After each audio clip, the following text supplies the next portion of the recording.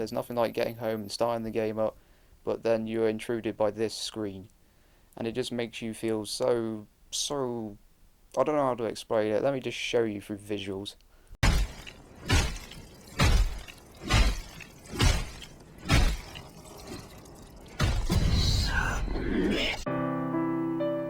How and when did this all start? Well, back in 2010, EA Games created a game called Battlefield Bad Company, and they introduced something called the VIP Pass. And this just basically gave you more maps, more game modes, and stuff like that. And if you bought the game second hand, it didn't stop you from playing the multiplayer altogether, but it stopped you from playing these game modes, unlocking these weapons, and progressing further in the game.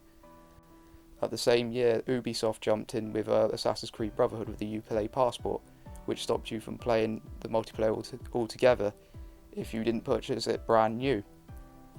But we asked retailers and consumers and what they thought about this system, if they agree with it or if they hated it.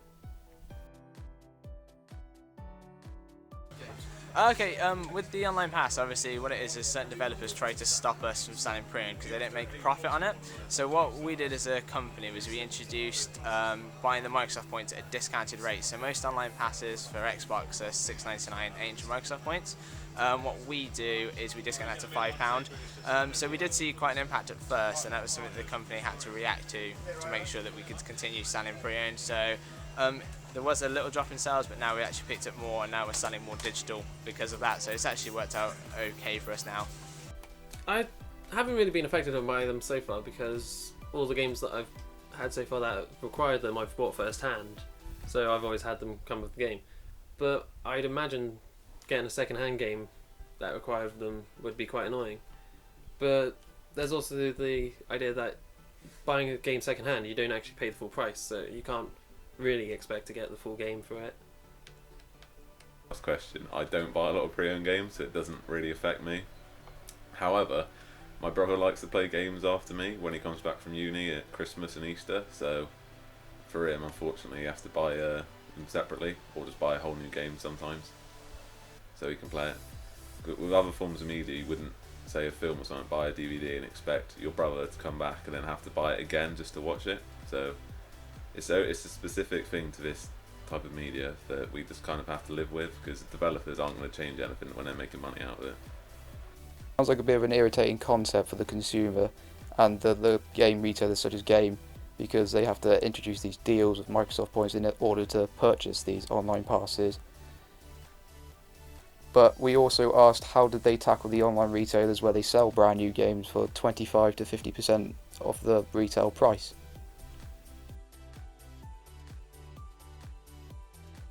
I can see the benefit of it, because I mean the whole point is these developers spend a long time producing their games and they want to ensure they get profit from it. They don't get any profit from pre-owned, so I can see why they would want to get something more from it. The problem is that it's obviously passed on to the consumer, and that's where the difficulty comes. We've taken a hit on some of the digital stuff to make sure that the consumer can still get a good bargain with pre-owned, but it really, I can see why it's such a shame for the consumer basically that they've had to do it in the market basically. So yeah. Pay half price for a game that's come out literally only a few weeks ago just because someone else has played it and got bored of it already. I think the idea that they're pre-owned would possibly affect my choice in buying them or not, because being pre-owned always comes with the sort of, like I said before, the risk that someone else has had them before. You don't know how well they've taken care of the disc, so it could be scratched or broken and you wouldn't know.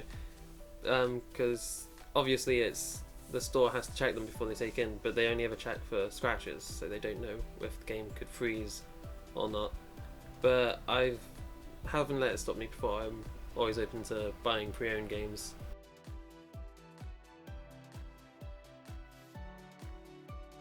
It was a significant drop, because I mean basically a lot of the profit the game makes is from pre-owned, so when we're not selling as much pre-owned, it is a lot more difficult. So when they introduced download codes, it was quite slow at first, and then you start to see the bigger games coming out, Battlefield and things like that, coming out with download codes, and we noticed a lot of people rejecting the pre-owned sale.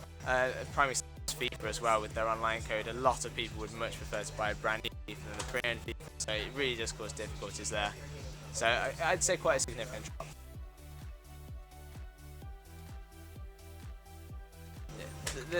there's always that issue. The thing is, people need to remember that when they come into store, they get to talk to someone face to face. They get a much better response. I mean, we're the experts in gaming. That's why we're here. With online retailing as well, you've always got to wait for delivery, and especially for new releases, to avoid breaking the street date, you'll tend to find that some games have to arrive late. Whereas obviously, if you come into store, we've got midnight launches and things like that. You can get it straight away. So there's still some benefits, but it is always difficult going up against online. Companies, to avoid this problem with the online pass, they generally go digital, so they can't annoy the customer or the retailers. And retailers such as Game have introduced packs where you can buy them online on Steam, on Origin.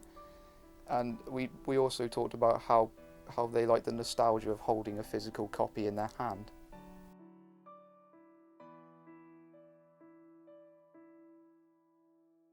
They're looking to the sale of Preowned digital is something that's definitely being looked at. They're looking to broadening out what we do. I mean, we sell a lot of digital stuff already. We've got a massive focus on Steam, the UB store and Origin, and we sell all the points for that. And the best thing is that people can come in, trade in their Xbox games, and then buy a game on Steam, which you've never been able to do before, and that's something that only us as a retailer, as a physical store, can actually do, because we can take those games in and then go, and here's your Steam wallet card, you can now go and buy a Steam game with that. So we're doing a lot more sales and broadening that out and getting some really good deals with digital, not just this and not just hardware.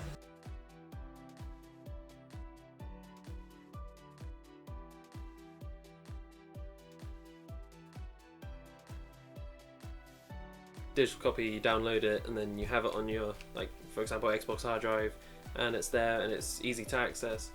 But then also comes with the problem of like, if you get, for example, a new Xbox, would you have to transfer it over, or would you have to download it again? Whereas a physical copy, it's easy to move around, take from console to console, and so it's like that. But it also has the risk of being scratched or broken or lost. But I think for me, I prefer having a physical copy, because I like to have something that you can have in your hand and it's there sort of thing. You have it. I'll always prefer having a physical copy, because with a digital copy you don't know, really, it's not there. Obviously it's not physically in front of you like a physical copy, so I just like to have a CD there that you can put in, put away, put in your cupboard when you're not playing on it, and you know it's there for a fact. Whereas with a digital copy, for all you know, it could be wiped in an instant and you have to buy it again, so I just trust the physical copy more. I'm a massive Halo fan. I have every copy of Halo lined up on my shelf. I wouldn't like a digital copy of it, to be honest. I like having them there and being able to look at them and play them whenever I want. I am starting to buy a lot more stuff digitally, especially for iTunes. The amount of games I bought digitally. I'm a massive fan of the Total War series, which is a computer series that's come out, and I've bought the last 2 of those on my MacBook through the iTunes store, so I don't care about the disc on those. So there's certain stuff that I like, especially if it's collectors, limited editions. I want a nice box that I can keep and things like that. If it's just a game that I want to play in passing, I'm not too fussed about buying it digitally. What people have to realise at the end of the day with these developers, when they're making these games, they have to put food on their table to feed their families and to help them make a living. They're not trying to annoy you, and you may think that, but they have to make money somehow.